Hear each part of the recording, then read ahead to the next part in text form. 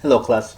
In this video, we'll expand on the ideas we learned last week in the lesson Balance of Payments. We begin with our equation, capital account must equal the negative financial account, or CA equals negative FA.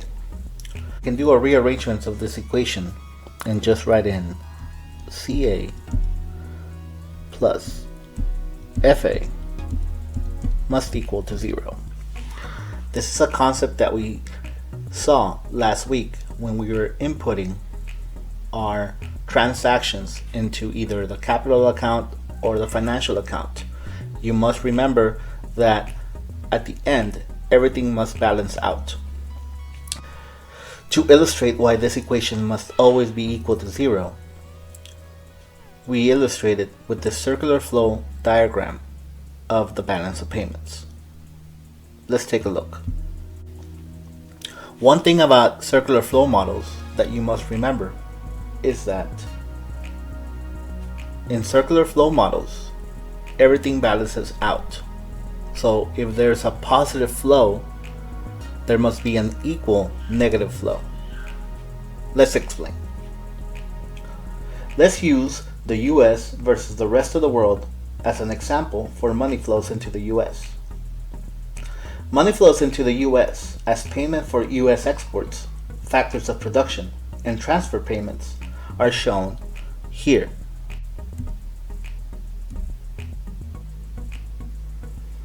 These flows are positive components of the US current account.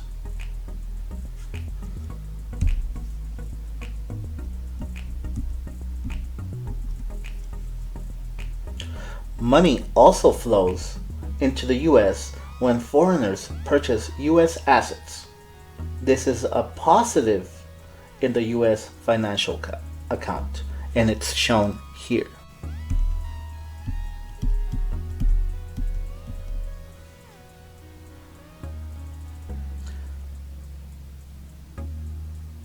The outflows for the financial account and the current account will be shown at the top.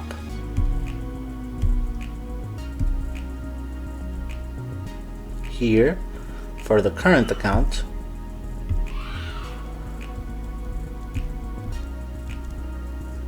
negative, and here for the financial account.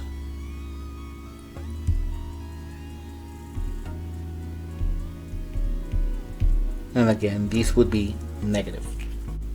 Here we have all the entries that were on the chart that we just saw. So, like we said, positive entries were on the bottom. So, if we add them, we'll have something like this. Now, let's remember that in circular flows, the amount that comes in must be equal to the amount that comes out. So the bottom of the graph must be equal to the top. This is just like your circular flow of economic activity. When we're talking about households, whatever comes in to the household as a type of income is the same that goes out as spending when they're shopping for goods and services. This is the same concept. If there's money coming into the US, we add it together and it must be equal to the money that's going out, which are our negative entries. So positive entries into the current account plus positive entries into the financial account must equal to, let's just go back to the diagram for one final time. Remember that these arrows represent what's happening in the current account. These were positive entries into the US, and these were negative entries into the US. Well, let's put them together into the equation. What we'll have is my positive entries into the current account, right? And we're going to change this portion, which is a positive on one side of the equation, so it must become a negative on the other side of the equation.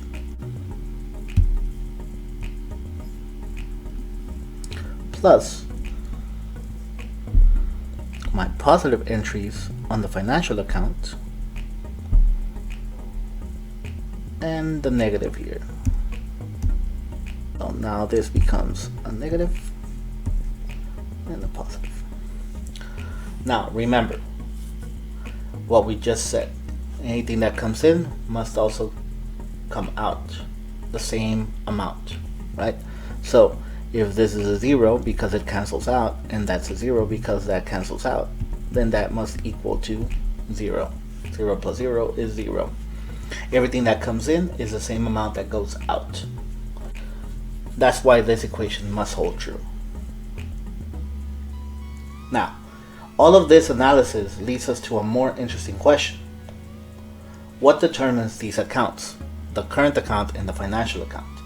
For now, we will focus our analysis on the financial account as we move on through this video to model the financial account. We can think of the financial account as a measure of capital inflows in the form of foreign savings that become available to finance domestic investments. Notice that in the previous unit, we talked about savings in the market for loanable funds. So this is the model that we will use to model the financial account. Let's simplify. All flows are in the form of loans, meaning that we're going to forget about other types of, let's say, investment or savings. We're just going to talk about loans from other countries into our country, for example. And we're also going to ignore changes to the exchange rate, which are going to become important as we move on through this unit. In a closed economy, we might see something like the example shown of Northlandia. We have the supply of loans, which are kind of like the savers, the people that are putting their money into savings accounts, right? And we already know what those savings are going to be used for investment and other things, right? And we have the people demanding these loans, which are the entrepreneurs that want to start up a business, etc., etc. Right? Now, we see some important points here. Remember, this is still a closed economy. So we have an equilibrium locally of 10%, and we have our quantity of loanable funds. And let's just assume that this is in millions of dollars, right? $300 million. Internally, this equilibrium interest rate can change. And we've already talked about in Unit 3 on how this can happen, right?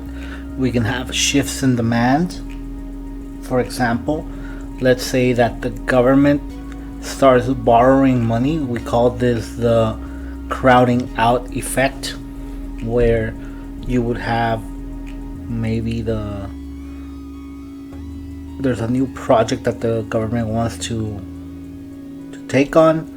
They start borrowing from people, and therefore you have demand too. And notice that now we would have a new equilibrium interest rate, right? It's what we call the crowding out. This could also happen if there's more perceived business opportunities. We would have the same effect, right? And we can also have effects on supply. If there's changes in private savings, and this will have either a positive effect on supply or a negative effect on supply. Well, both of these things can happen to the supply or demand curves for loanable funds. And you can see that with every shift, we have a new equilibrium.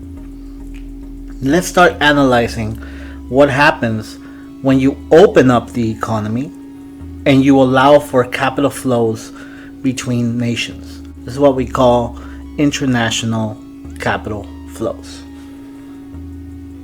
You see, now we have two countries with very distinct equilibriums.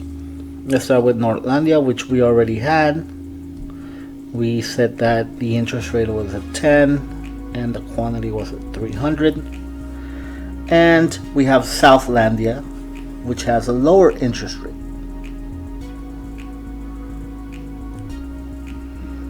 At 6%. and an equilibrium of 700.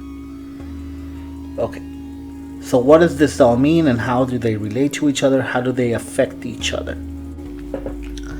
In this case, people from Southlandia would see the higher interest rates in Nordlandia as an incentive to not save necessarily in Southlandia, but to maybe start sending some of those funds over to Northlandia.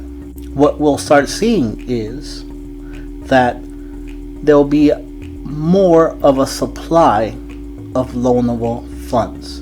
As money starts flowing from Southlandia to Northlandia in the form of savings, what we might start seeing is a shift in the supply of loanable funds.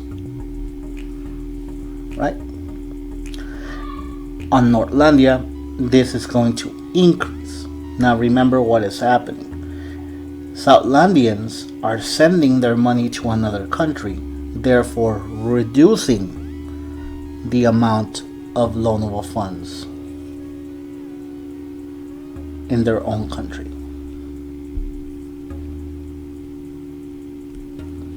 So we notice that in Southlandia, interest rates start going up as we have a new equilibrium.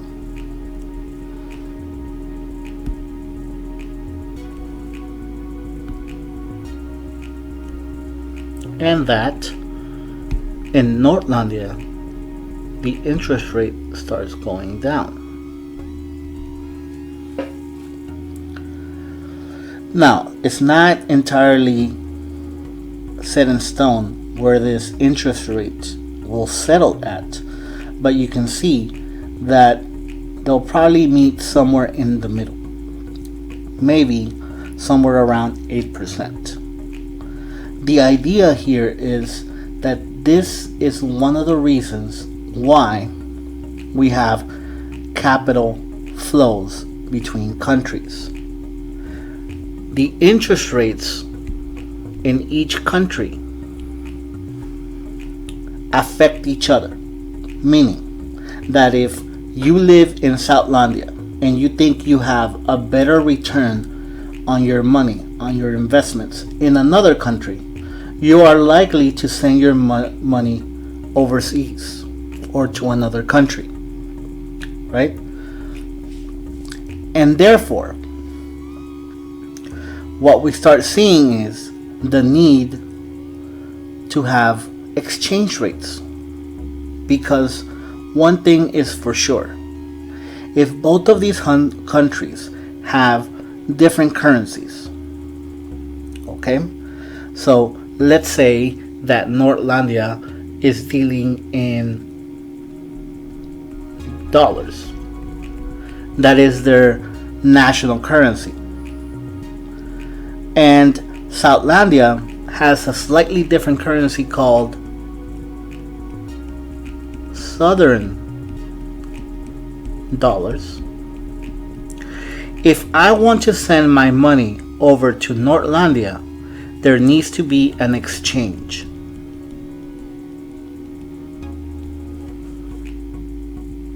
I need to go to a banking institution or through an exchange house to first change my money into another currency so I can now deposit my investments, my capital, my money into another country. I cannot simply send my Southern dollars into Nordlandia and expect to keep them that way.